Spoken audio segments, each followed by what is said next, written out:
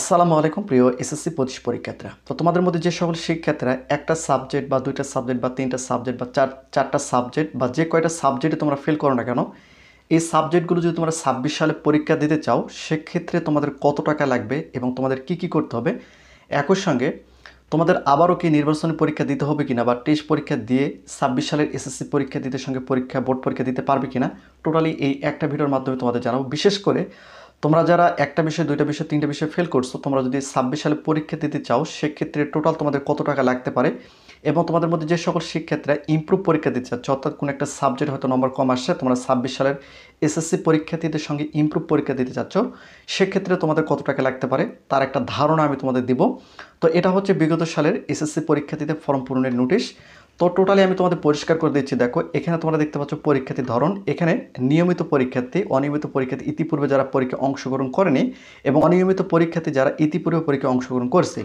এখন বিষয়টা হচ্ছে যে এখানে তোমরা যদি দেখো অনিয়মিত পরীক্ষার্থী যারা ইতিপূর্বে অংশগ্রহণ করছে বলে তোমরা যারা 25 সালে এসএসসি পরীক্ষা দিয়ে এক বিষয়, দুই বিষয় বা তিন বিষয় ফেল করছো, এখন তোমরা 26 সালে এসএসসি পরীক্ষা দিতে চাচ্ছ, সেক্ষেত্রে পরীক্ষার ফি পত্র প্রতি, অর্থাৎ প্রতি পত্রের জন্য তোমাদের 110 টাকা নির্ধারণ করা হয়েছে। এটা কিন্তু বিগত সালের তোমাদের একটা ধারণা তোমরা পাবা। অর্থাৎ একটা পত্র যদি তোমরা বাংলায় ফেল করো সেক্ষেত্রে 220 টাকা লাগবে। যদি তোমরা ইংরেজিতে ফেল করো সেক্ষেত্রে 220 টাকা। অন্যান্য যে সাবজেক্টগুলো রয়েছে প্রত্যেকটা সাবজেক্টের ক্ষেত্রে 110 টাকা। অর্থাৎ পত্র প্রতি বলতে তোমাদের যেহেতু বাংলা প্রথম পত্র, বাংলা দ্বিতীয়, ইংরেজি প্রথম পত্র, ইংরেজি দ্বিতীয় পত্র রয়েছে, সেক্ষেত্রে প্রত্যেক পত্রের জন্য 110 টাকা ফি নির্ধারণ করছে। সেটা হচ্ছে যে তোমাদের যে ব্যবহারিক পরীক্ষার ফি পত্র প্রতি তোমাদের এখানে 30 টাকা ফি নির্ধারণ করছে। এখানে তোমরা দেখতে পাচ্ছ।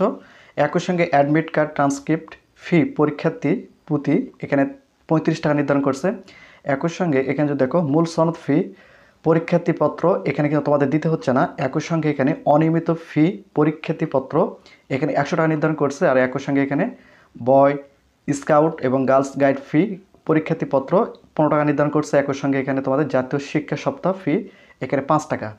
এখন বিষয়টা হচ্ছে যে এই টোটাল টাকাটা তোমাদের হিসাব করতে হবে। এখন এই টাকাটা কিন্তু জাস্ট তোমাদের কয়টা বিষয় তোমরা পরীক্ষা দিচ্ছ সেটা কিন্তু তোমাদের এখানে পত্রপতি হিসেবে হিসাব হবে, আর এগুলো একবার দিলে কিন্তু যথেষ্ট। অর্থাৎ এখানে তোমরা দেখতে পাচ্ছ পরীক্ষাতে ফি পত্রপতি কত টাকা দিতে হবে, 110 টাকা। এখন তোমরা কয়টা বিষয় বা কয়টা পত্র তোমরা পরীক্ষা দিচ্ছ, এখন একটা দাও বা দুইটা দাও বা তিনটা দাও, সেই হিসেবে কিন্তু তোমাদের টাকার খরচটা এখানে চলে আসতেছে। টোটাল যদি আমরা এখন হিসাব করি সেক্ষেত্রে এখানে টোটাল হিসাবটা ধরি, এখানে 200 টাকা লাগতে পারে এবং বোর্ড ফি হয়তো আরও 2 থেকে 300 বা 500 টাকার মতো লাগতে পারে। টোটাল তোমরা যদি দুইটা বিষয় দাও সেক্ষেত্রে হয়তো 1200 থেকে 1500, এবং যদি তোমার চারটা বিষয় দাও সেক্ষেত্রে 2000 টাকার মধ্যে কিন্তু তোমাদের কমপ্লিট হবে। এখন তোমরা যে স্কুল থেকে পুনরায় পরীক্ষা দেবে সেই স্কুল থেকে ফি যদি নির্ধারণ করে সেটা তাদের ব্যক্তিগত বিষয়। তর থেকে যে নির্দেশনা দিয়েছে সেখানে সেই নির্দেশনা অনুযায়ী তোমাদের 2000 টাকার মধ্যে কমপক্ষে তোমরা 5টা সাবজেক্টের মতো পরীক্ষা দিতে পারবে। আর তোমরা যারা জিপিএ উন্নয়ন করতে যাচ্ছ, অর্থাৎ তোমরা যারা পরীক্ষা ইমপ্রুভ পরীক্ষা দিতে যাচ্ছ, সেক্ষেত্রে তোমাদের পত্রপ্রতি 110 টাকা এবং টোটাল সেম একই টাকা কিন্তু তোমাদের লাগতেছে।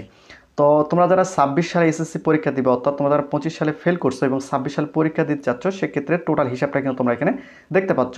এখন বিষয়টা হচ্ছে যে 26 সালে বোর্ড পরীক্ষা দেওয়ার পর যে নির্বাচনী বা টেস্ট পরীক্ষা অনুষ্ঠিত হয় সেটা কি তোমাদের দিতে হবে কিনা, এটাও কিন্তু শিক্ষা বোর্ড থেকে পরিষ্কার করে দেয়। আমি যদি তোমাদের একটু দেখাই, জাস্ট তোমাদের এখানে নির্বাচনী পরীক্ষা এখানে যদি তোমরা একটু লক্ষ্য করো, দেখো জিপিএ উন্নয়ন পরীক্ষার্থী এবং যে সকল পরীক্ষার্থী ইতিমধ্যে এসএসসি পরীক্ষায় অংশগ্রহণ করে অকৃতকার্য হয়েছে তাদের ব্যতীত নির্বাচনী পরীক্ষায় অংশগ্রহণ সকল শিক্ষার্থীদের জন্য বাধ্যতামূলক। অর্থাৎ যেহেতু তোমরা 25 সালে এসএসসি পরীক্ষা দিয়ে একটা সাবজেক্ট বা দুইটা সাবজেক্ট বা তিনটা সাবজেক্ট ফেল করছো, তোমাদের কিন্তু নির্বাচনী পরীক্ষা দিতে হবে না। যারা নিয়মিত পরীক্ষার্থী, অর্থাৎ যারা 26 সালে একদম নতুন পরীক্ষা দিবে তাদের কিন্তু নির্বাচনী পরীক্ষা বাধ্যতামূলক দিতে হবে। আর তোমরা যারা 25 সালে এসএসসি পরীক্ষা দিয়ে ফেল করছো তোমাদের কিন্তু বাধ্যতামূলক পরীক্ষা দিতে হবে না। এই হচ্ছে টোটাল বিষয়টা। তারপরে যদি তোমাদের মধ্যে কোনো কনফিউশন, কোনো প্রশ্ন থেকে থাকে, তোমরা চাইলে সেটা ভিডিও নিচে কমেন্ট করে জানাতে পারো। তো প্রতিনিয়ত শিক্ষামূলক খুঁটিনাটি আপডেট ভিডিও পেতে অবশ্যই চ্যানেলটিকে সাবস্ক্রাইব করে রাখো।